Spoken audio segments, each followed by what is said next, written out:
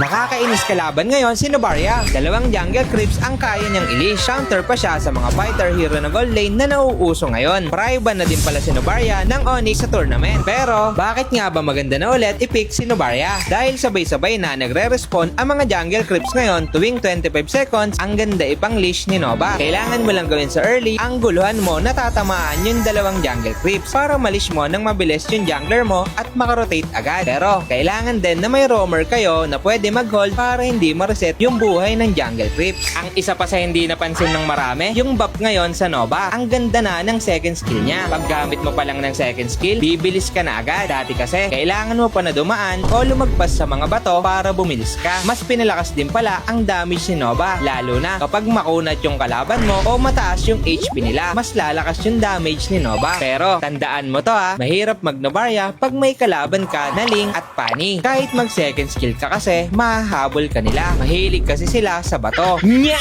Ang hard counter mo naman ay si Luyi. Ang dami mo kasing pang check push. Marireveal mo yung positioning nila. Ang isa pa, pag nakita mo na walang marksman yung kalaban, i-pick mo na agad si Novaria. Wala kasing range na pwedeng umabot sa'yo. At ang hidden trick naman kay Novaria ay pwede ka makapag-TP kahit nasa kabilang mapa ka. Ang hirap mong abutin kapag ginagawa mo na yung trick na to. Ang kailangan mo lang gawin, kapag nandito pa lang yung bola, mag-TP ka na agad. Kasi pag nasalo mo na to, hindi ka na aabot at babagsak ka lang sa pader. Ang buuin mo na item ay CD Boots, Lightning Truncheon, Glowing Wand, Divine Glaive, Wishing Lantern, at Blood Wings. Ang emblem mo naman ay Mage Emblem, Inspire, Wilderness Blessing, at Impure Rage. At yun lang, sana may natutunan kayo. Sana makatulong!